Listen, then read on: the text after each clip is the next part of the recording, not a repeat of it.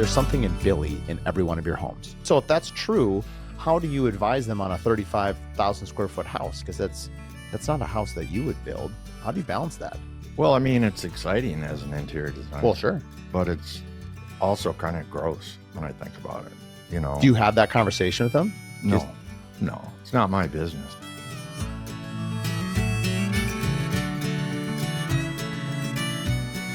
Today on the Curious Builder podcast, we had Billy Beson in, and what a ride this one is going to be. It's going to be a heartfelt. You're going to get goosebumps.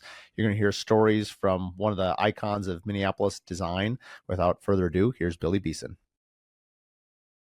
Welcome to the Curious Builder podcast. I'm Mark Williams, your host. Today I've got a special guest. I've got Billy Beson from Billy Beson Co. Interior Designs. Welcome, Billy. Thank you, Mark. It's great to be here. So you're a legend in the town of Minneapolis, probably a legend all over the country, but we have a pretty unique history with family. So I thought we'd start there. We do. You went to high school with my Aunt Holly and my mom way back in Edina. You're looking bald. You didn't remember my Aunt Holly Lure. Holly Lindquist. Oh my God. Oh, you're kidding me. Is my aunt. And I was going to roast you with this because she said you were the best dancer in Edina High School. And you guys danced all the high school parties together. Oh, yeah. Oh, I know. My mother used to say, I have company and dance for these people. I was like, are you out of your flipping mind? No way. So funny. Well, so it just, I was also voted class clown and best sense of humor, and my best is best kisser. Oh, okay. Yes, yeah. You're, man, you triple crown back in high school, You'll man. have to take my word for it. I'll ask Holly and see what she says. That's Yeah. funny. I was going to we'll get a video when we're done here and send it to her because God, that'd be great. My mom knows that you were coming. So I didn't even know that.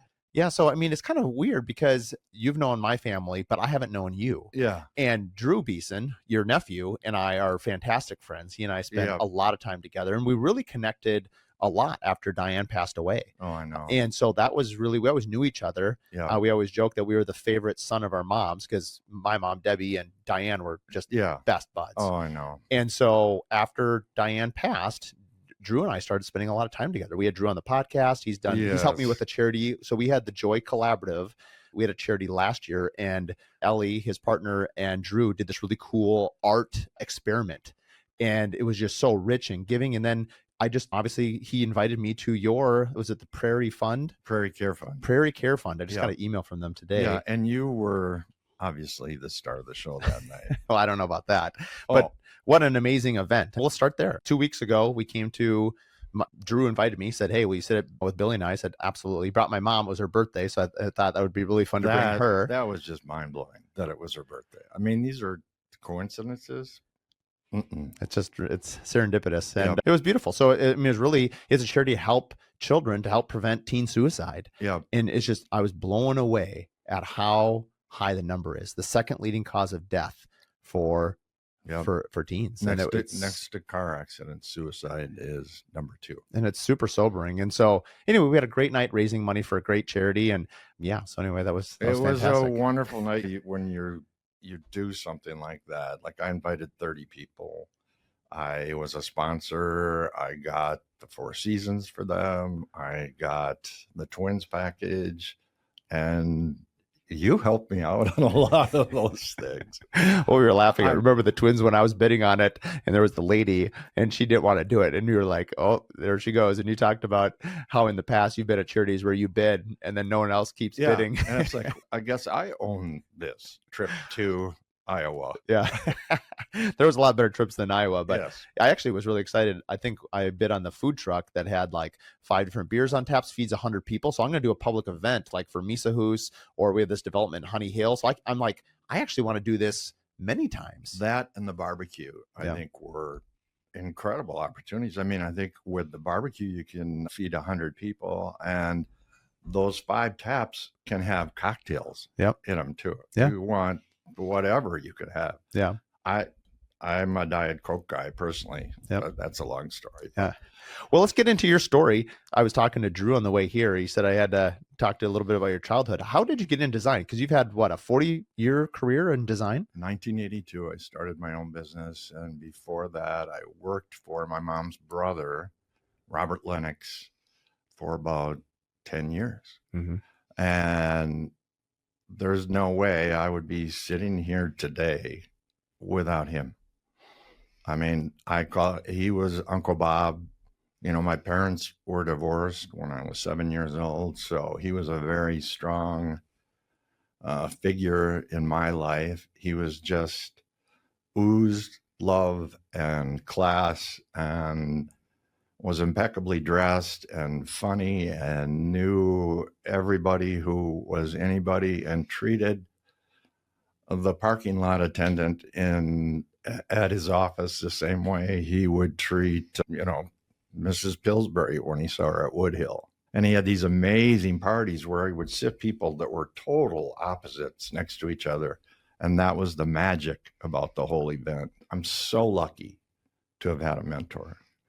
We talked earlier about going to school really only prepares you how to start to learn how to be in business. But I was lucky because while I was in school, I bartended at 2 places, one at night and one on the weekends, and worked at Robert Lennox for my uncle. And I did everything from answering the phone to folding samples, which I lasted about 2 days at, before Dorothy, who was the commando of the office, came in and said, "Get out of here. The tag is supposed to be," and I was like, whew. That reminds me of an old Calvin and Hobbes one where it's like he looks at the reader and he's like, if you do a job bad enough the first time, they won't ask you to do it again. Totally. You were so happy that you didn't have to fold those. Oh my God. Yeah. And, in those days, we probably had 10,000 samples in our sample room. And every time a new price list came in, they looked it up to make sure it wasn't discontinued and then priced it. I mean, you can go in a showroom in any merchandise mart and they have no idea. Right. It's just. So give me some context. I mean, I gather that Uncle Bob was a well-known designer. I don't know. I don't know the name. I don't know him at all. I mean, he was the society designer. Okay. Yeah. And I used to, unfortunately, his wife had Guillain-Barré. And so she was hospitalized a lot. And so he would take me to these events at Woodhill Country Club or Minneapolis. And at this point, you're just post-college or you're still in high school at this point? No, I'm in college. I'm like 20 years old. Yep. I'm towards the end of college. And I would follow him. And the thing he would do, and this will stay in my mind forever, is he would walk around the room and talk to everybody that was too old to stand up. Because that's where the power is. That's where the kindness is. That is where tradition is. That's where the roots of our community were. And you could see him go around the room and it'd be like, ha, ha, ha. Then he'd take 5 feet and it would be, ha, ha, ha. I mean, he brought love. He brought just love, really. We'd go down Ferndale Road and he'd have a bucket of roses in his back seat. And we would stop at the Fort Bell Mansion and go in through the back door. And the flowers were for the housekeepers that were standing in the kitchen in white uniforms and white shoes. It was. Wow, he sounds like quite a man. Oh, I mean, I think he's always with me. How long ago did he pass? This is the sad part. He was one of the first people to die of AIDS in Minnesota. And I bought my boat because of him in 1989 because I thought, hell, I could drop dead tomorrow. I'm taking Fridays off. Really? You started taking Fridays off? Oh, yeah. Way back then? Yeah. That's amazing. Oh, I know. And my clients would say, well, I can see you on Friday. I said, well, we don't have clients on Friday. And they would say, well, why is that? I'd say, because I don't want to. If I work on Friday, I won't want to come to work on Monday. It's just, That's amazing, Billy. One of my favorite quotes last year, it was boundaries create freedom. And I'll just give you the short version because the audience has heard me say this so many times. I have goosebumps. And it was about time. So do I. I'm not sure why, but look at that. And the reason the quote was so important to me was, if you don't stand for something, you'll fall for anything, those types of quotes. But the boundaries for me was family. I have a family of 5. I have 3 children. And I talked to another builder. I've given him a lot of credit. He told me a story where on Saturdays, he met with this hedge fund broker for like 3 years, every Saturday at 1 o'clock. Yeah, And forget he it. said, I would never do it again. But it was his story. That's why I have the podcast, is to share these kinds of stories so that people realize you don't have to work nights. You don't have to No. work weekends. And here's the deal. If you go to your dentist and you're like, hey, I'd love to come by Saturday at Yeah. 9 o'clock. I'm sorry, our office is not open. I got a feeling. Yeah. Yeah, And it it's doesn't happen. Right. And so I don't know why in the building community in general, we sort of are like open 24/7, or that's what a lot of people expect. And so therefore a lot of people think they need to do it. And I don't think it's healthy. No. And so it's really amazing, because I think that narrative is out there. Let's call it the last 10 years. I feel like, it's become, wellness and health and life and balance. I feel like that message is more broadcasted today than it was in 1989. So the idea that you were doing this in 1989 is, that's kudos. If I had a hat on, I'd tip my hat to you. Do you know what? Setting boundaries, I think, involves acknowledging that you're worth it. That you're worth having time with your family. And, that is the most important thing. And understanding your own worth has taken me a whole lifetime. And I just think if you acknowledge your value, your worth to yourself, that's the first step in setting boundaries, I think. Seriously. I agree with you, because I was just going to say, even if you don't have a family, and even if you do, I actually think you need to spend time on yourself, with yourself alone, right? Like Totally. Someone had mentioned the other day, I'm 44 and my cousin is 40 and he lives out in Portland, and he was lamenting the fact that he was 40. And I'm like, buddy, are you kidding me? I said, the 40s are awesome. I said, you go to bed early, you wake up early, you've got lots to do, you've got lots of energy, all these things you want to do. But the best part is, you know who you are. Yep. Versus like, I sort of feel bad for the 20-year-old Mark. For me, the hardest years of my life were probably, and hard is relative, everyone's heart is different, but I would say from about 24 to 31 were the most difficult years for me. I had a business, I wasn't married. You're making all these massive life-altering decisions: where you're going to live, On who your you're own. going to marry, alone. Yeah. You're trying to figure it all out. I Mhm. kind of feel like, I don't know, this is just my bias, I'm convinced that men don't read and that men are super immature. So I'm convinced that, like, really from about the time that you're 20 to 26, men should be unemployed. You should just be like, folded. You should just not have a business, because you need that time to mature. And everyone has kind of their journey that they have to go through. But looking back, all the mistakes you made, all the failures you made, that led to the successes. When was the last time you learned anything when everything was going great? Do you remember that beautiful Saturday 5 years ago when you were on the pontoon on Lake Minnetonka? Maybe not, but I bet you remember if you broke your leg or had surgery or banged your head or whatever it was. Or you ran out of gas on Lake Minnetonka and you had to row home with a paddle. Oh my God, I've done that before. But there's a guy, and I hear snippets, so feel free to verify, but I know his last name is Reed. I know he's an author. And I heard him say one of the most important things is, as people, we remember, like you remember that you got to brush your teeth, or you remember this, you remember that, but people do not remember the things they should. He said, as humans, we remember what we want to forget and forget what we want to remember. Wow, that's powerful. I know. And it goes hand in hand with the Groucho Marx line where he says, I would never want to belong to a club that would have anybody like me as a member.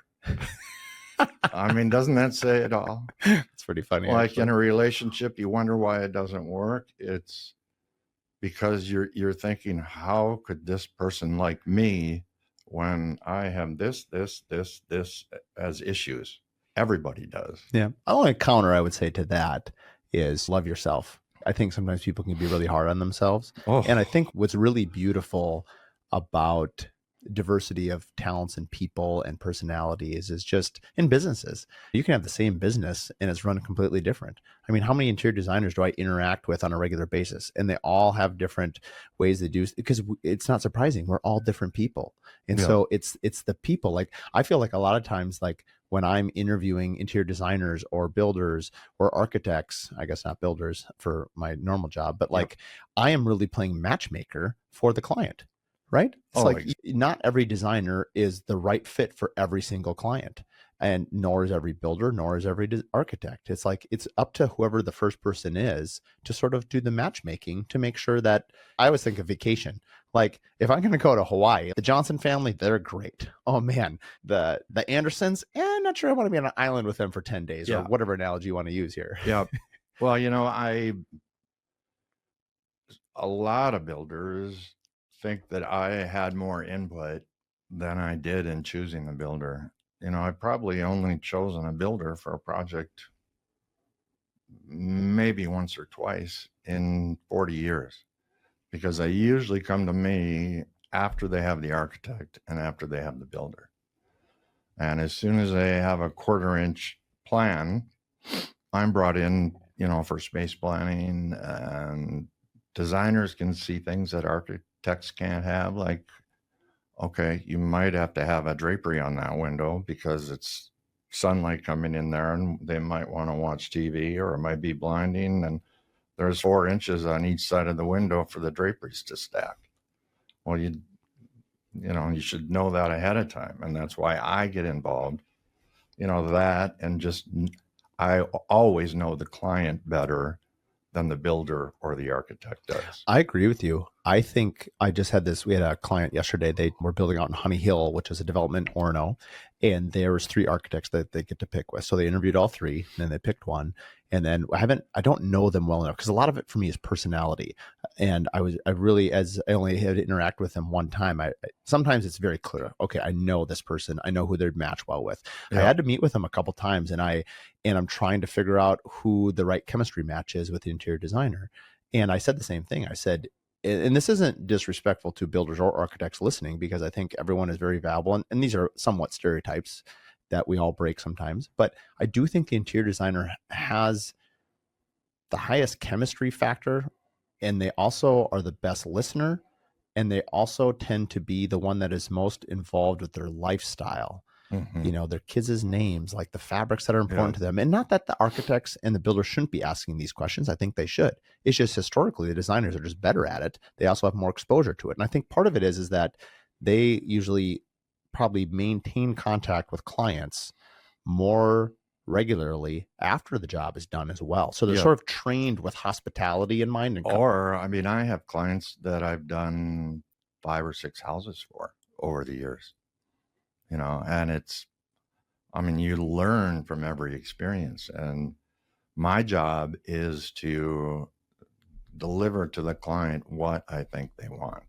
And every time you do a project for them, you learn more and more. It's like refining anything. It's like practicing at golf. It's like shooting skeet. It's about anything. The more you do it, the better you are. And if that isn't happening, you're doing something wrong. Right.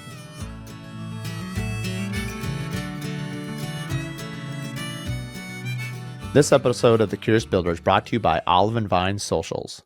If you're a builder, a designer, or an architect looking to grow your brand without dancing on TikTok or spending your whole life on social media, listen up. Olive & Vine Socials specializes in Pinterest marketing, blogging, and email strategy for luxury home brands. They help you turn your beautiful work into a strategic SEO-driven content that drives real traffic and connects you with your ideal clients without burning you out. Ready to grow smarter and not harder? Visit oliveandvinesocials.com and tell them the Curious Builder sent you. Just so you know, I've been working with Alyssa over at Olive & Vine for 3 years. She helped us launch the podcast. She's helped us grow our brand at Mark Williams Custom Homes. I could not do what I've done without her help. And I'm more than happy to announce that she's our latest sponsor for the Curious Builder podcast. This episode is brought to you by Adaptive. If you're still chasing checks and juggling spreadsheets, it's time to upgrade. Adaptive is revolutionizing how builders get paid with AI-powered bill pay. automated draws, one-click payments, and built-in lien waivers. Faster payments, fewer headaches, and total visibility. Adaptive takes care of the back-end chaos so you can focus on what you do best, building. We've used Adaptive for 2.5 years and trust them to keep our projects moving and payments flowing. Learn more at adaptive.build and simplify the pay process today. For more information, you can also listen to episode 10 and episode 15. Yeah, and I think that's the benefit of an interior designer, that they get to spend, because sometimes it refreshes. I think I feel sometimes bad for the profession of builders. Best case scenario, maybe 2 homes. If you caught them early, they built their family home, maybe you get part of the retirement home. Yeah. Because I don't build outside the state. Like, you can go to Florida, Arizona, Colorado, you can go to their vacation, and there's not a lot of vacation homes coming to Minnesota. No. And builders, we spend a lot of time and money to acquire a single client for one time. And I think the only way around that, I've thought about this a lot recently, is to empower my past clients who are super fans of ours to be sort of our, what they call them, silent salesmen, people that are selling for you but aren't on your payroll. And I think I need to do a better job of focusing on that, because how else do I make that client more valuable? I spent so much time and money and effort to attain, quote, this client, but they're unlikely to be my client in the future. So how do I make that asset more valuable? Because I love relationships. Yep. And so you want to maintain that relationship. What's funny is that I invest financially nothing into getting a client. And I never have. I've never advertised, because I was lucky enough to be, like, in 1982, I was voted star on the Horizon by the Chicago Merchandise Mart sources. And so I was in Chicago for the week with interior designers that were at the top of their game at the time, like 6 of them. One was John Saladino, the other is Caliph Alaton. He was the hottest designer in California. And I spent the whole week with them, with the Chicago Tribune following us all week. And they all, after a day, were envious of me, because I was 29, I was 30 maybe. And they were 40, 50, 60. And they're looking at me, knowing what I know and thinking what I will be when I'm their age. And like John Saladino said to me, I'll tell you one thing. The first 40 years of my life, I took beep. He says, the next 20 years of my life, I'm going to give beep. And he's a New Yorker. I'm a Minnesota boy. So I can understand what he's saying. I don't feel that way. But just to have that opportunity to be you could open any Architectural Digest any month and you would find these guys in it. That's how good they were. And I was so fortunate. And from that point on, guess who flew to Chicago to interview me? A guy named R.T. Rybeck. Oh, really? Who might as well have been a cub reporter for the Star and Tribune. He was so young. And he came up to me after an event and he said, I came here to interview, but I can see you're pretty busy. We'll just talk at home. Oh, funny. It was so funny. And the article, no offense, RT, was horrible. The details, the dates, the titles of things, and I just thought, I don't care. Here's my picture, and I'm on the cover of the variety section. This is even before they had a home section, I think. Yeah. And then, you can't imagine what it does to be on the cover of Minneapolis St. Paul magazine. And I've been on the cover 4 times. Wow. Belinda's been on twice. Oh, she was at the charity. Yeah. Pat Miles has been there twice. So, I go to the grocery store, I go to Lund's, and I look at the top rack, and there is a picture of me holding a little crystal lamp. 1, 2, 3, 4, 5, 6. And I bought a magazine, and I said to the checkout girl, I go, this guy's pretty good looking. And she goes, not my type. She didn't draw to that you were there. That's no, had no idea. That's amazing. I was like, pardon me? That's actually super funny. Yeah. Oh man, I would have loved to have met Uncle Bob, as you're calling him, Robert Lennox here. Listening to you, one of my favorite things to talk about lately has been hospitality. The book Unreasonable Hospitality was my favorite book last year. And when I think of concierge service or hotels, I mean, I think they're trained in it. They're very focused on it. I think the home building business could use a huge dose of Oh, hospitality totally. framework. Yeah. But Uncle Bob was doing that in 1982. Oh, The he idea was. that he was, and I think it comes from caring, because I think hospitality means you care. It comes from your heart. And the idea that he was bringing these flowers and going in the back door and giving them to the people that worked. And that's the part Yeah. that really struck me, Yeah. that he cared about people. And you saw that. I mean, how would you describe how you interact with people, or your soft people skills over the years, in terms of, like, not only because you wanted to do it, but also how it benefited your business? Seriously, I think it was just being who I am naturally, and being the same with everyone, whether it's a guy in the backyard digging a hole with a shovel or the client. You get respect when you give respect. You create that opening for that person to be acknowledged and respected. That's what life is all about to me, is empowering other people to be the best they can, whether it's design or, seriously, I have 2 or 3 people right now that I'm coaching through difficult situations. And I'm not licensed. I'm more of a yenta, I guess, is what I am, a tall yenta. Yeah. But it's empowering other people makes you so much more powerful. And when I say powerful, I mean power that can be directed towards loving people, towards creation of something from nothing. All of those things are the most powerful things. That, as a designer or a builder, that's basically what we do, is we create something from nothing. You start out with a blank sheet, and the rest is the most fascinating part of the whole job, is the creation of it. And I'll give you an example. I don't have a lot of new employees. I'd like to acknowledge Debbie Ward Baker, who's been with me, I think it's 27 years. And she's part-time now. And Kate Moffenbauer, the new girl, as we call her, was there 23 years. The new girl, 23 years. Yeah. But, I want to not only be a designer and creating somebody's environment, but I want to do everything that you're talking about, and at the concierge level, with heart.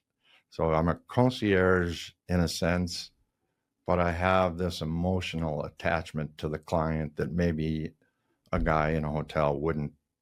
Right. And it's a relationship. Yes. It's a lot longer duration, which gives it more meaning. Yeah. I mean, you have some clients that you've had for decades. So almost 40 years. In some of those early years, not having seen you or your work in person, I've seen obviously it online, or I've seen pictures of it, especially because you've curtailed some very high profile, very well-known, famous people. How does one work for clientele of that strata? And what was your journey into that world? Was it because that's who Uncle Bob was working with, and it kind of just kept on translating, and then your talent just took you off? And, like, how did that arc come along? He gave me one of his clients when I was starting off, and because we had hit it off, the client and I had hit it off personally and adored each other. And I think that's the only client I got from Uncle Bob, really, directly. I was naive. In a good way or a bad way? Well, here I am. Yep.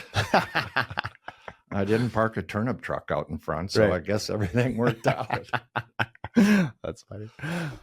But I think that the bottom line is I have always been grateful and amazed at what I've been blessed with.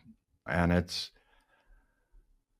not by chance. I really think there's a greater power that sees the good that you do and offers rewards. And I know for a fact that I'm an old soul. I love old classical music. I love antiques. I love antique porcelain, antique tapestries. I feel a connection to them. And I think it's because I'm an old soul, and every time you go through life, if you don't learn what you need to grow, prosper, and stay curious, then you come back again until you get it right. Yeah. I got goosebumps again. Yeah, it's well said. It's not only the name of the podcast, but Ted Lasso made it famous too, right? Be curious. Exactly. And I think when you're curious about other people, I think that informs good design, good architecture, good relationships. I mean, when you're genuinely curious about people, it shows up in so many ways that are hard to, there's not just a formula that you can say, follow these formulas and you get this result. There's a lot more nuance and feeling in it. Oh, totally. And I mean, curious of product. You're telling me about what was it called? Misahus. The Misahus. Mm-hmm. And I mean, there's a whole realm of undiscovered opportunity, and you are a trendsetter for it. Mm-hmm. I think it's amazing, and the way you got there is because of your curiosity. You wanting, that, like people say to me, "What's your favorite job?" It is always the job I'm working on, because I get to take everything I've learned on all the past jobs and put it into this current one. That's I like that. I think recently we were talking about interviewing people, and I decided that a couple of years ago, I decided that I'm a terrible interviewer for my own company because I'm too optimistic. I think everyone's going to be the best ever. And it makes me very good at remodeling because I can see the possibilities. It probably makes me not the best for HR. So I have my team sort of do that. But where I'm going with this question is, it's going to be my new favorite, is like, you could list all the things that, hey, you have to be qualified at this and this and this and this. Or I like this. Billy, what are you passionate about? Because at the end of the day, I'm trying to figure out if you're a culture fit. And I like what somebody said. They said, because there's this well-known quote that says, culture will eat strategy for breakfast. And if you have a good culture fit on your team, even with your people, like, if the architect and designer and the client are all just, they feel that high, chemistry, culture, whatever word you want to use there, like, you're going to get through it together. You're going to figure it out. And this home could be a number of different things. I mean, think about every home you've designed. I mean, the home could have been 5 different versions. And the one that you got is a piece of art. It's never going to be created ever again, just like that, with the same team. It's one of one. And that's okay. And I think sometimes people get so focused on perfection that they lose sight of enjoying the journey where you're at right then and there. It goes back to the Groucho Marx line. It's like, you've got to have faith in yourself. Mm-hmm. You've got to realize the opportunity that you're given, and you can look at my portfolio and there aren't any 2 jobs that look at all alike. I mean, and I don't know how or why. And people say, well, what do you talk to about your clients before you do the job? And honestly, the less I talk, I think the better it is for the client and better for me. Because if you're asking a client what they want, even if they traveled the world, they've only seen probably 10% of what is available in the marketplace. So I always tell my clients that that you can drive home. You know what you can't do. You know that you don't know how to drive the space shuttle. But then we design in the whole third realm of what you don't know, you don't know. And that is the value of an interior designer. If you don't know something or see something or hear something or have knowledge that your client doesn't have, why do they need you other than to manage this huge project that they're doing? Which probably is not something that should be undervalued either, because that is a colossal undertaking on top of it. Yeah, I'm not good at that. Right. But I've always been smart enough, obviously, if I've got people that have worked over 25 years for me, been smart enough to not micromanage. And I think Debbie Ward Baker looked at me one day, and I told her, I think I've told her what to do once. How many times has she told you what to do? Oh, that was it. I mean, I essentially worked for her. Yeah. You know, we talked about ADHD. Mm-hmm. I'm medicated and I still can't do that. You know, it's a lot for me to change a password on my telephone. Yeah. Because I get interrupted. You know, oh, look, a squirrel. You know, and what was that? And I have to go back and look the password up. Yeah. If you're trying to do everything yourself, it's tough. And that in 2001, I did a ton of public speaking all my career, but this was the best thing that I came up with, I think, and it was creating the design team for the new millennium.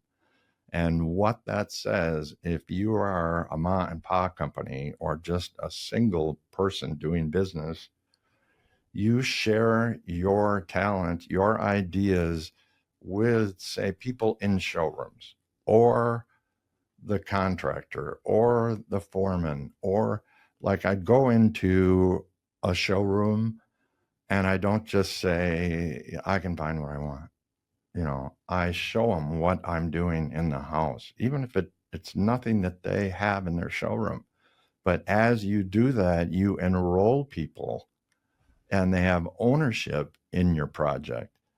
And no matter who it is, as you enroll people in your projects, you essentially are having people that are willing to work for you for nothing because you have spiked their curiosity and you have brought something to their day. Otherwise, they would either be checking on orders or waiting for somebody to come in the door.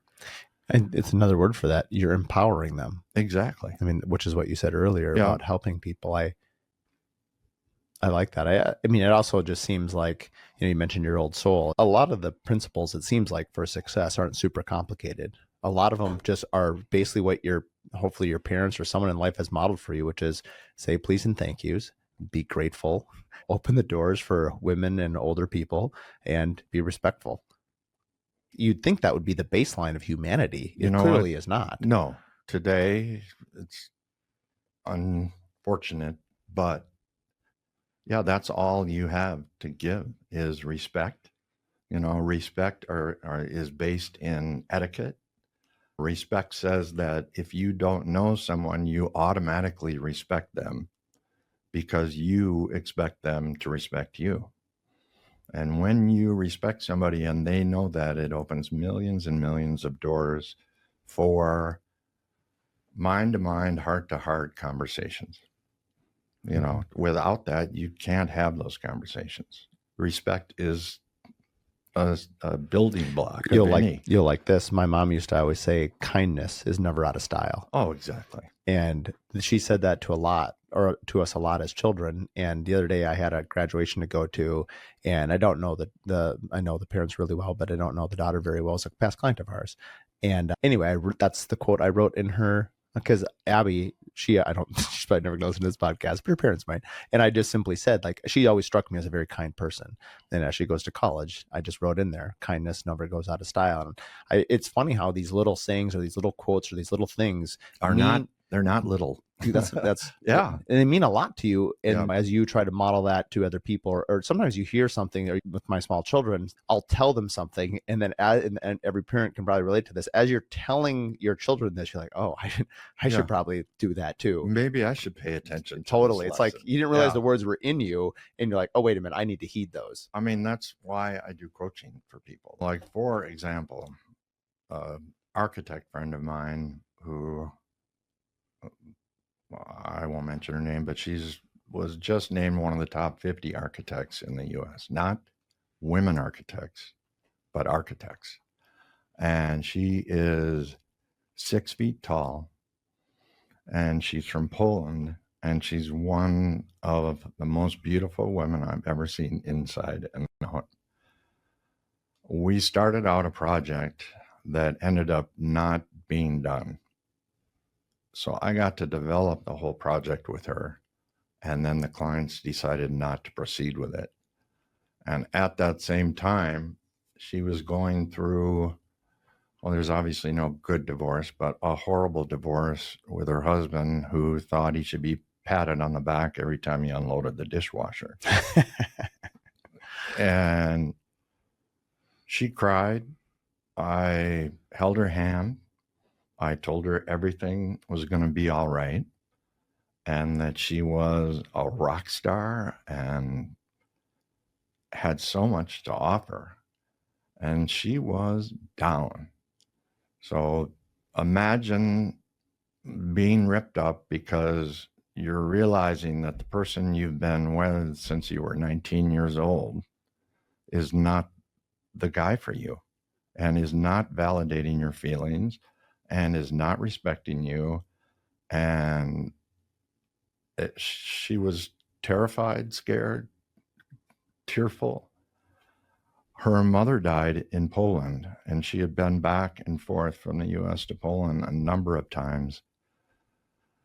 And her mother passed away after being sick for probably a year almost. And at the funeral, she met her high school sweetheart, who she admitted she was always in love with, but never connected. They were sweethearts for years, and she moved to the US, and I think the relationship stopped when she met her husband in Poland when she was 19.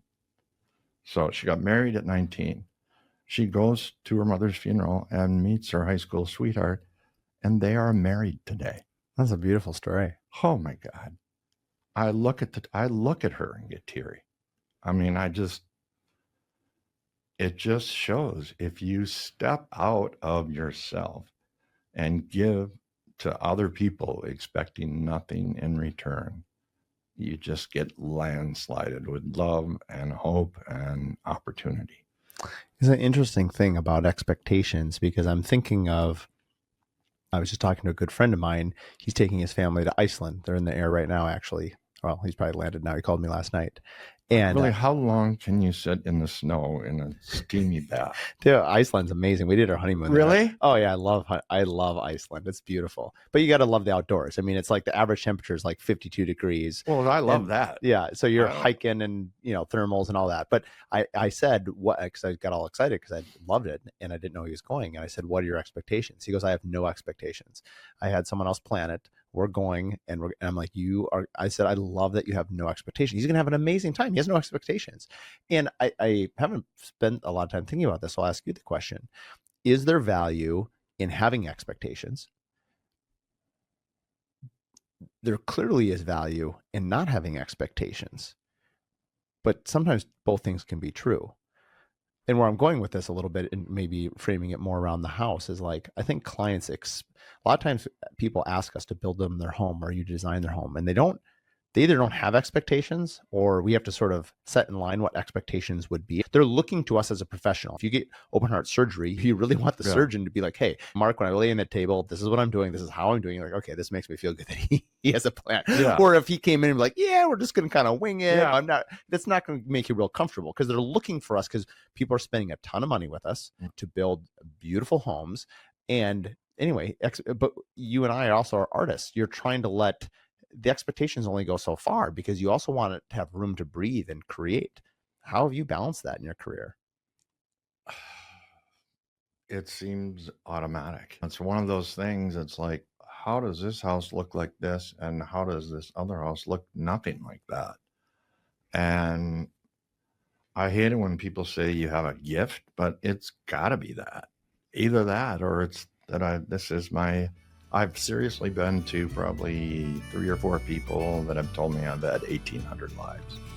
And I'm like, no matter, I'm tired, for God's sake. Yeah, like ADHD is just one personality per person. Yeah. Exactly.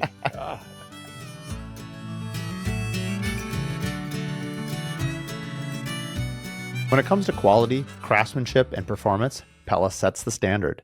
Whether you're building custom homes or designing a timeless space, Pella offers innovative window and door solutions that blend beauty and efficiency. With showrooms and experts around the country, Pella makes it easy to find the perfect fit for your next project and their team to support it. Build with confidence, build with Pella. Visit Pella.com to explore products and connect with your local rep today. For more information, you can listen to episode 1 or listen to episode 109, where we bring on Pella owners and founders at Pella Northland, as well as their innovative team behind the Steady Set innovation. Interior designers, like you said earlier, need to set boundaries with their clients. And the answer of why you don't work on Saturday is because you don't want to.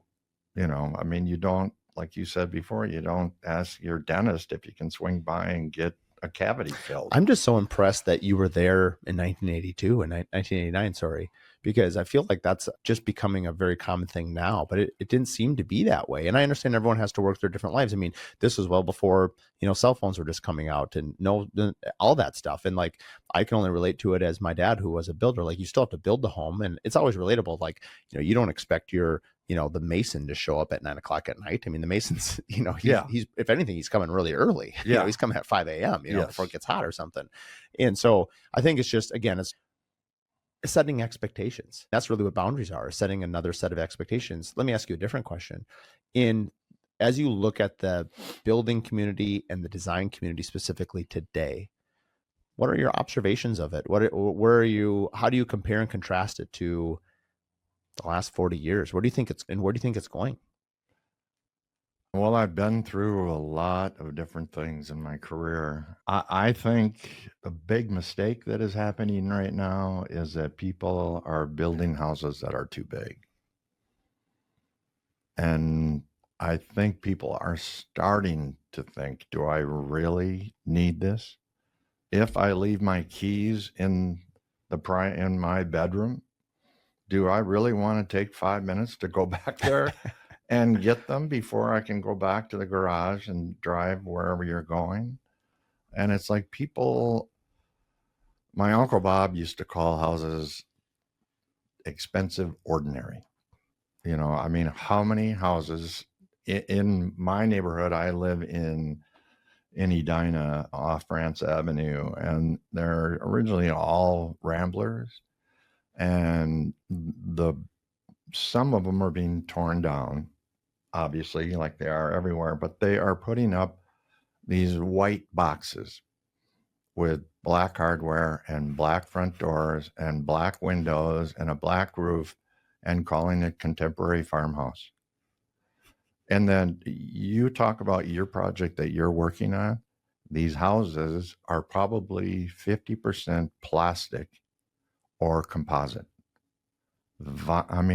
Hardy board or vinyl siding or whatever, polyethylene columns.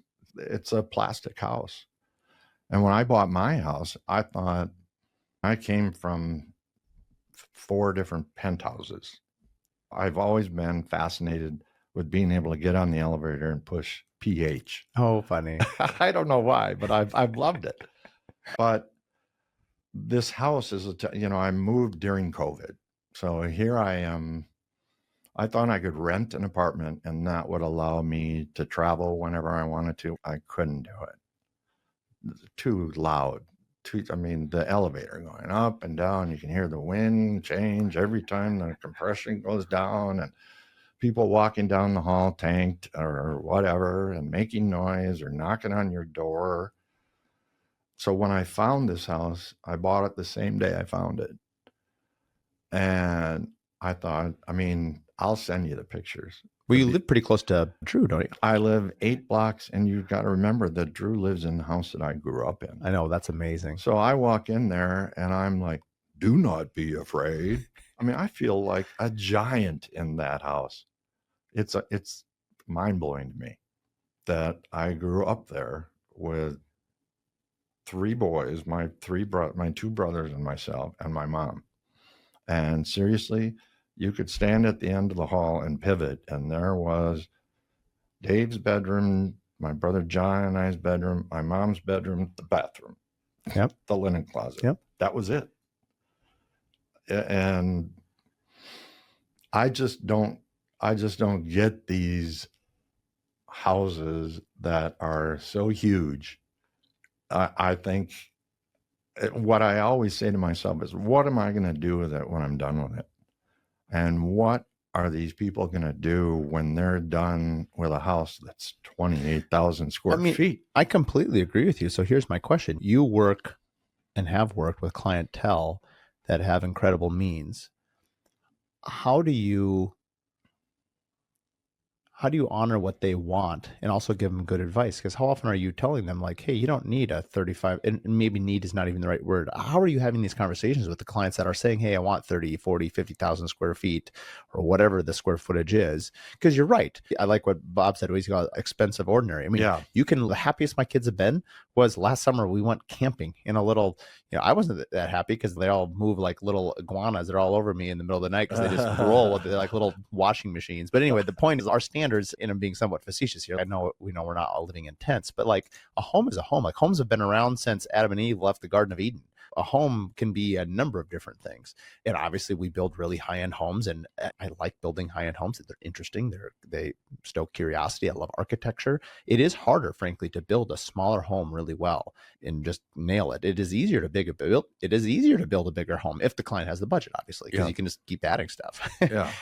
Going back to the original part of this question before I got lost on my own excitement, happens a lot, is how do you talk to your clients? Because I think what makes anyone good at their craft is there's something in Billy in every one of your homes, right? Yeah, so if that's true, how do you advise them on a 35,000 square foot house? Because that's not a house that you would build. How do you balance that? Well, I mean, it's exciting as an interior designer. Well, sure. But it's also kind of gross when I think about it. Do you have that conversation with them? No, it's not my business. That was my question. Yeah. Was how much do you step in and say, do you want this? And at this point, you're often coming in after the architecture has already sort of been baseline established. And yes. Yeah. So that ship has sort of sailed a little bit. We do most of the interior detailing either by ourselves or with the architect. Paneling and doors and floors and arches and columns and paneled ceilings and all that stuff. So fireplaces. But I just think, like, take, for example, the old Pillsbury mansion on Brackett's Point. It's not there. They tore it down. And how much was it for sale for? Was it 50 something million? I don't know. I went through it. That was a number of years ago now. And now the house up there is enormous. Yeah. You know what? I'm really not interested in seeing it. Mm-hmm. I've only seen it from the outside. That Pillsbury house was one of the most amazing houses I've ever been in. It reminded me like if you were the Kennedys. Oh. Like it was like this and it was on the point. It had the iconic American flag out on the point there. It was an incredible piece of property, but a lot of people can't envision, obviously styles change and what people want. For a long time in the early 2000s till let's say 2015, everyone wanted open floor plans. And the older homes, the colonial, I think that was a colonial home, if I recall, or a cottage colonial. Yeah. And it was a lot of small rooms, tons of different little. But there were some huge rooms. Oh, I'm sure. But I mean, now I actually think we're kind of everything's recycled, and it's like now we're seeing a lot of our clients like, yes, we want to open kitchen and great room, but we also kind of like want, I always say people gravitate towards the smallest well-lit room in the house, which is usually a sunroom, which is not a big one. It's usually like, can you have 2 to 4 people in there comfortably? Sun is coming in. I just showed, the Misa, who's the kitchenette, exactly. Right? Like I want this little nook, this little snuggery. I want to just feel cozy, and I kind of want to feel like I got a blanket, and we like this feeling of being enclosed. I'm not sure why. And I'm not saying we don't like open too, but I don't know. Do you find that as well? Yeah, it's nurturing.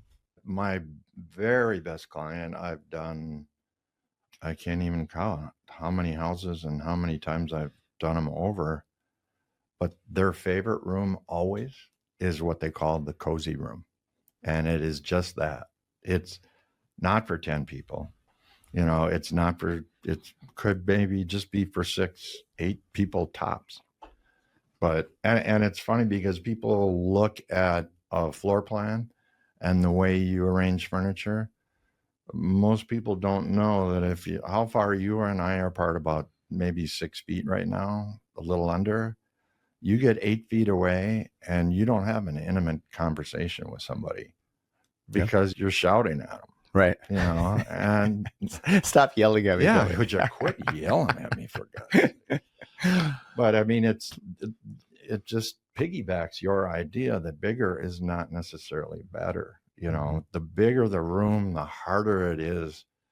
And honestly, this is probably the biggest compliment I get, is that this room is huge, but it's still intimate.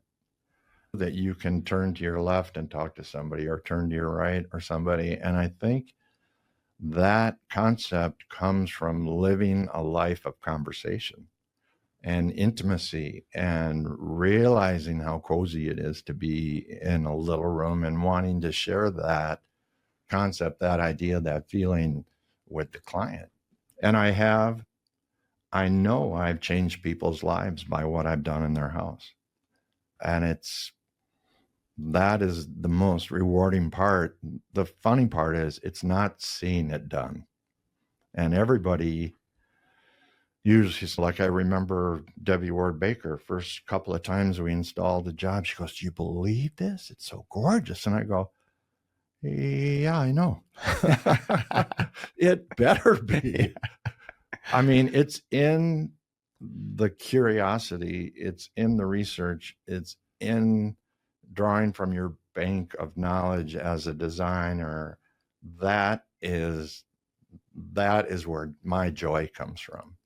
It's not from, I mean, I love to see my ideas come to fruition, but it's more about the creating process than it is about the finished product. That's funny you say that. I'll ask you, well, I'll share mine and I'll be curious to yours. Like my favorite part, and to be clear, like there's lots of favorite parts, but I think my favorite part is, and maybe this is the part of the salesman in me, is like, I do love meeting the clients for the first time. I love the initial art of the sale. Like they say, "Billy, we're going to go with you." Like there's this, it's kind of like a, if you will, like a first date thing. It's like, it went really well. You feel this spike of adrenaline and, hey, they chose me. Like there's this surge of like endorphins and like, yes, we're going to create something. And I really love the interview process. I love interviewing with the architects. I love interviewing with the designers. I like assembling the team. I really, mainly because I just love people. I think a home for me is a conduit to spend time with people. And I love relationships. I love lifestyle. I wish I had realized it earlier in my career. And what we're really trying to solve, I think good design, good builders, good architecture is really just understanding, what is your lifestyle? What are your goals? And like you said, you don't know what you don't know. Let me offer up a few things that you might not even know you like. And then I just want to see you. I'm okay if you say no, but I do want to offer them to you. Like, are you interested in this buffet of options? Anyway, I love that initial design part. And then the building's the hard work, right? You're putting in the miles. Like it's digging the hole, and concrete is not super glamorous. I respect it and I like it, but I like that initial, that kind of that first surge for me. And then, of course, that's the high point. It's funny. My high point is the very beginning, because now all the rest of it's like the engagement. Now the marriage is a lot harder. You have to put a lot of work into the marriage, but the engagement is like everyone's happy. You and got the ring. Yeah, you got the ring. She like got this the is big white dress. This is happening. What were your highs and lows of a? Oh God, I got to tell you one story. When my office was downtown on the Nicollet Mall, I was the latest bay of Brits.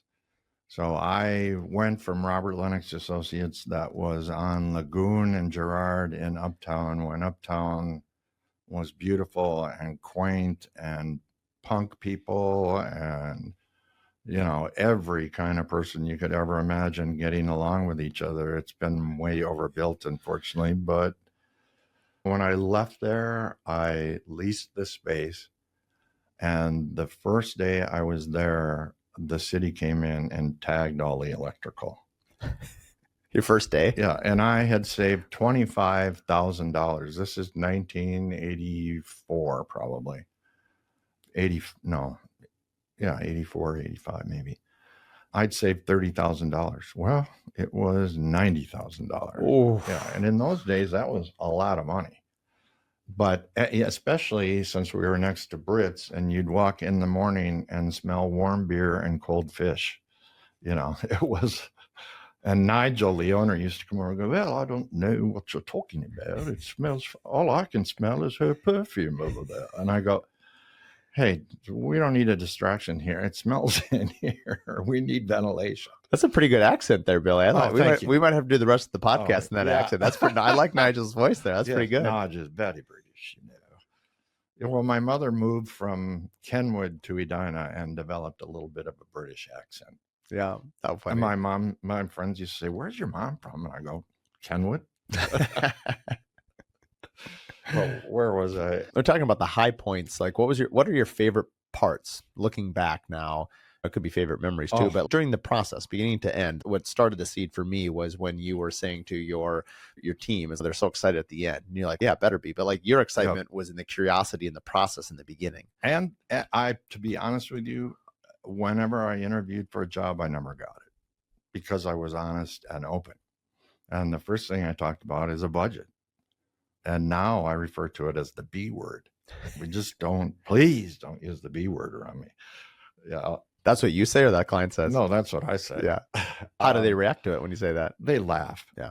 I mean, that if you can't find humor in what you do, Agreed. You're going to be crying a lot. Yeah. I do. I use humor a lot. I actually use it a lot as a way to understand if it's my ideal client or not. Oh, yeah. Because I'm not going to not joke throughout the process. It's just part of who I am anyway. And so you might as well enjoy this. It kind of reminds me. So this is I just saw this on Instagram. It was really funny. It was like basically people who find farts not funny, you still are going to have the same amount of smell in the room. So you might as well find it funny. Yeah. That's like if a tree falls, it's like somebody, because boys are just dumb, but oh, they're so funny. Boys are boys. Boys are boys, and my wife is not impressed. I'm like, car still stinks, honey. You might as well laugh at it. I think anyway, it's like a build. We're going to be on this job site for a couple of years. Like, how about we enjoy each other? Yeah, like, how about we have some fun here too? Yeah, kid each other. Or, yeah, But my best interview was with. It was when I was downtown, and it was probably, I'd always wanted to do a hotel. And one of my clients was the controller for a guy named Marty Cap, who owned what was originally the Cap Towers in downtown Minneapolis. The building is still there, and it is across from the Hyatt Regency. And I remember my client said to me, we're interviewing 3 or 4 people. We want you. And so this is the days of me doing renderings, 3-point perspectives in watercolor with a 000 pen, putting wood grain in a coffee table kind of thing. And I worked for probably 2 weeks on these drawings and had an intern spray mount them because that's the way we did it in those days. Showed up about an hour before I was supposed to walk a block down the street to go to this interview, and they had all rippled. Oh, no. And were basically unrecognizable. So I had come up with the theme. They said that they wanted to relate more to Loring Park. Loring Park was a little different than it is right now. I still think it's a wonderful, beautiful park. So I came up with the idea of having the restaurant be called George's in the Park. And it was all taken off of the George Seurat painting, Sunday afternoon. I can't remember the French line, but it's Sunday afternoon in the park, basically. And it's all, he was the founder of pointillism. So everything is ... teeny little dots. But it's all these people, women in bustles and men in top hats, and they're out on this beautiful park enjoying a sunny day and so I had this poster of the mural, and my clients, I called him and I said, I'm so sorry, but I'm not going to be able to interview. Everything I had has been destroyed by our intern. And he said, well, if we don't see anything by noon, we'll give you a call. And I was like, yeah, no way. Noon, the phone rings. I go down to the Cap Towers, and I'm in their conference room. Did you bring the stuff that you had? I brought the poster. Yeah. A poster. And I walk in, and there was a hotel firm from Dallas, a big architectural firm from Minneapolis, and me. There were easels all around the room with all these beautiful renderings and programs for this project that were 100 pages. I thought a program was on TV. I didn't know I didn't even know what a program was. So I go in with this poster, and Marty Cap, first of all, has shoe polish brown hair, rose colored sunglasses. He's wearing a burgundy polyester jacket with a matching shirt, a surfer cross, and matching burgundy pants. And I was just like, oh my God. And I started talking. And after 10 minutes or 5 minutes, I looked at him, he was doodling. And I said, Mr. Cap, don't you think you should be paying attention? And he chuckled and laughed, but I was serious. It was like, don't doodle, listen to what I'm saying. So the bottom line is I give him my spiel. The guy who was head of the hotel that runs the hotel, Marty owned the building, flew in from Hawaii and another guy from New York to interview. And he said, okay, Beson, give us a minute. And they all left the room. So I'm sitting there looking at these presentations thinking there's no flipping way I'm going to get this job. And he comes in and he goes, okay, Beson, we're going to give you this job. We want you to do it. He said, but I've heard you're the most expensive guy in town. And he said, our budget is $1 million, which in those days was a boatload of money. He says, our budget is $1 million. He said, can you do the job for that? And I said, well, Mr. Cap, I can make this place look like $1 million for $1 million. I got the job. Oh, that is gold right there. Isn't it? It's true. I mean, I tell people these stories. They go, no way. Like I have stories from my childhood. I have to call my brother and say, did I make this up?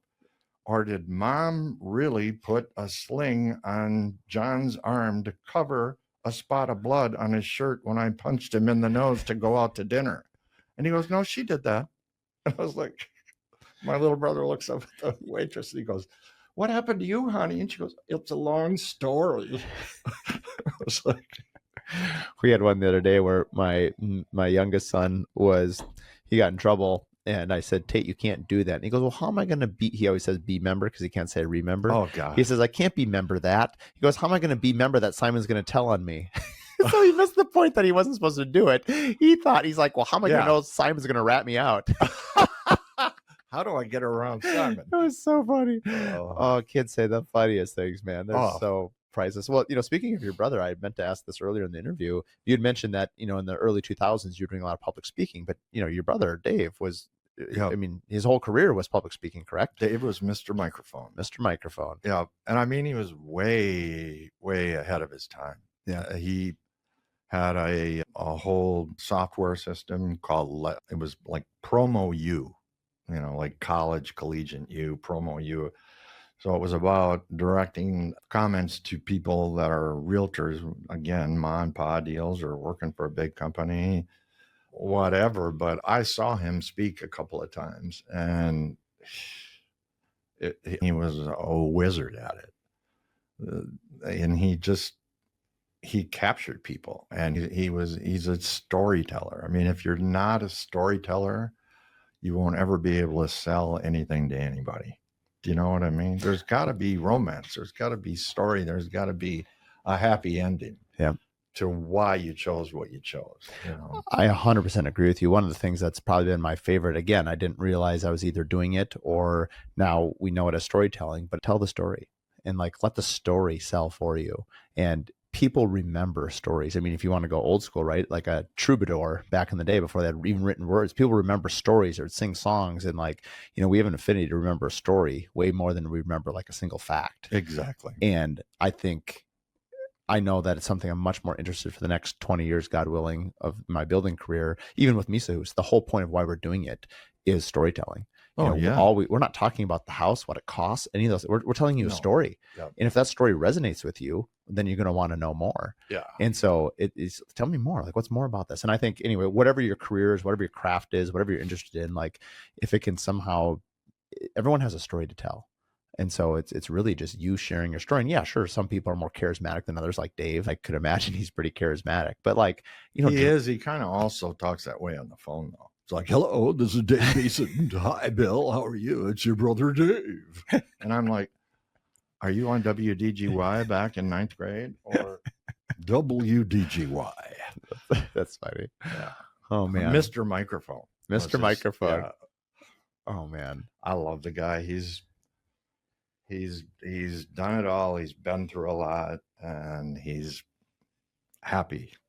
That's all I care about. Yeah. I mean, going back to what you're passionate about, I think when you get to do what you're passionate about, it does help you be happy. I think Jim Carrey had a quote the other day that I was talking about. It was basically, if you're going to fail at something you don't like, you might as well fail at something you do like. So go follow your passion. Exactly. Like, that seems pretty obvious, but it seems like a great quote. Yeah, I think so. When I started my business, I had not an inkling that anything could not work out. And I think it's because of having a role model and seeing what makes a designer successful. And it's a lot more than having excellent taste. I love what you said about, I wrote it down just to remember. I love that he would walk around and talk to the older people. That, to me, you learn so much from Bob about how to be a human and how to connect with people and how to give people time and to listen. You mentioned later in the interview how the best thing that you could do for a client is not actually say much and just listen. And he was showing you that at a young age. You're watching him walk around the room, give people time. Yeah, love. Yeah, love. Respect. It's something that we need to do more, especially today. That's what got me involved in the Prairie Care Fund, was thinking about how I was as a little kid when my parents were divorced when I was 7, and I had to leave school in the middle of the year. I remember we had a lift top desk, and I remember having my desk top on my head while I'm bawling my eyes out, cleaning out my desk. And then Miss Manning, my second grade teacher, followed me to the bus. I had this paper bag in front of my face. I was crying my eyes out. And then she kissed me. And then I just totally, my teacher kissed me. Second grade, I didn't know. It was like, anyway, I go to a new school.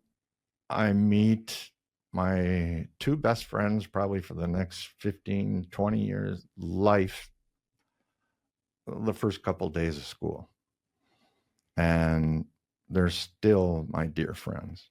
And I was little, I was cute, and I probably was a little Nelly. Do you know what I mean? And that didn't go over big, especially in Edina. If you're not a national merit semifinalist or quarterback of the football team, there's a big crack you fall into, because they put all their energy. I mean, they did. I don't know now what the situation, but at that time, only the stars got the accolades. And the people that didn't excel because of ADHD, depression, anxiety, whatever, were kind of shoved under the rug. And I remember I had to go in 7th grade to the school psychiatrist. And they came in, over the loudspeaker, Billy Beson, report to Dr. Raymond's house, his office. And I was like, well, who the hell? Doctor in school? And he just, I was shocked, and I got teased and bullied about it, that I had to go see the shrink and what's wrong with me and da-da-da. Well, I couldn't sit still. I couldn't concentrate. I grew up in chaos. I felt comfortable in chaos. I didn't know how to be orderly. I remember one teacher saying, every time you want to, I had an obsession with sharpening my pencil, because there and back was time where I didn't have to do what I didn't want to do. Right. And one teacher said, I want you to make a check mark every time you want to sharpen your pencil today. And I handed her a page that was all check marks. Whole thing. Yeah. And that's pretty smart of your teacher to bring awareness to it, though. Nobody knew, and for sure nobody talked to it. And I think stepping into the little boy sitting on the end of my bed, wondering how I'm going to get through the next day without getting beat up or, verbally assaulted or whatever. And I look at how complicated life is today, and hurts me. It hurts my heart to imagine what it's like to be a kid nowadays, and be exposed to what's happening in government, to the forest fires in California, floods, tornadoes, division in government, big separation between the very rich and the very poor. To me, it's heartbreaking. And I think that the pendulum has swung so far this way that it's got to come back the other way, because it always does. Do you think children are better off? Because do you think our society is more tolerant or less tolerant? Where I'm coming at this from specifically to ADHD, like it's different things, whether it's autism or ADHD or learning disabilities. I feel like there's, there was until they got all canceled recently, but like, there's more programs, there's more help, or it's more socially acknowledged than it ever was in the 70s and 80s and 90s. Oh, totally. So do you think that's better? Because you sort of alluded to like kids have maybe more difficult now because there's a lot more things wrong, but it's a lot more, but there's a lot more options for help. What they don't have in most cases is, oh God, there's a book called The Anxious Generation or The Anxiety Generation. And what that says is when the internet came out, learning switched from being fun-based, A, B, C, D, just as simple as that, to they call it phone-based, which is any screen you're looking at. So there are algorithms in any coding that's done that encourages the user to come back and look at it again or look at something different. And what the kids are spending way too much screen time at too young of age.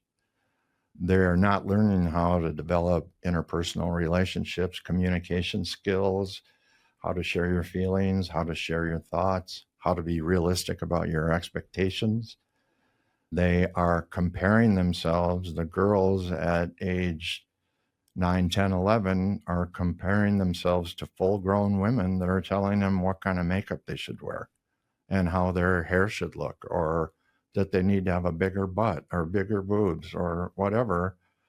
And this may be a shocker, but according to this author, the boys are 8, 9, 10 years old and exposed to pornography. So kids are growing up addicted to pornography, and the boys are insecure, and the girls are so totally insecure because they're not perfect. Yeah, I think it affects every part of society just in terms of screen. It's something that we've been in the middle of it, right? I mean, it's whenever you get your first cell phone or whatever, I think it takes way more active discipline. There's actually a Netflix series on it that was really helpful. But anyway, basically, there's two industries that use user to describe their clients. One is the drugs, anything drugs related. The other is computer software, right? You're a user, software-based user, and it's meant to be addictive, to your point. Yeah. We could spend a whole other podcast that's not about the Curious Builder, about just observations. And I'm kind of coming into it with my 3 young kids right now and sort of looking around and seeing people, what are the boundaries, as I mentioned before. I've talked a lot about on the podcast. It's helped me show up for work. You mentioned taking Fridays off and taking obviously the weekends off, but coming to Monday, like you're excited to work. Like when you have more energy, like you're like kind of like if you're big into working out, like if you're not taking rest days, you're actually doing yourself a disservice in the long run because you break down. Billy's flexing his biceps. Yeah. And so barely bicep. Yeah. So, I mean, you need that downtime. And anyway, just be spending time with family, things like that. Just the fact that we call that downtime. Mm-hmm. I mean, that should be our uptime. Yeah. Good point. I mean, if work is up and spending time with your family is down, something's reversed. Yeah, I mean, I actually really appreciate that kind of that framework. And you know what? You already know that because you're the kind of father that you are. But it's semantics a little bit. I think it's being aware of what the words we use. I do like that. I think the other thing too is I've often said this. I love my job. I love working with people. I've never been bored a day in my life. I'd rather be dead than bored. I mean, Yeah. it's, you would have been a really good, working for number 2 pencil. You would have been the official pencil sharpener. Been Mr. Ticonderoga or whatever they were called. Number 2. That was number 2. Yes. Well, to respect the audience's time and yours, we're a bit over here. So I want to thank everyone for tuning into the Curious Builder. Billy, we could talk for days, and we'll have to have it come back on again. Actually, it'd be fun. We'll have to, because Drew's been on. It's sometimes fun to have a guest and introduce him to the audience and then come up with a different topic down the road. But it'd be kind of fun to have you and Drew in at the same time. Oh, God, that'd be a riot. My nephews and my great nephews are my life. Yep. And sneak peek, I think I'm in love. That a boy. Mm-hmm. All right. But thank you so much, Mark, for having me. It's time flies when you're having fun. That's all I can say. Great. Appreciate it. Thanks again for tuning in the Curious Builder podcast. Thank you. We've had the podcast now for 2.5, almost 3 years now. And we have a consulting page, 1-to-1 consulting. You can book my time for 1 hour. Perhaps you've heard a guest where you like one of the topics. Maybe you want an introduction to some of the guests that I've had on. Perhaps you want to talk about branding or marketing or anything that we've covered on the podcast over the last 2.5 years. You can book a time at curiousbuilderpodcast.com.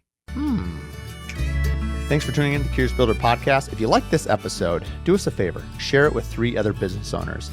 The best way that we can spread what we're doing is by word of mouth, and with your help, we can continue to help other curious builders expand their business.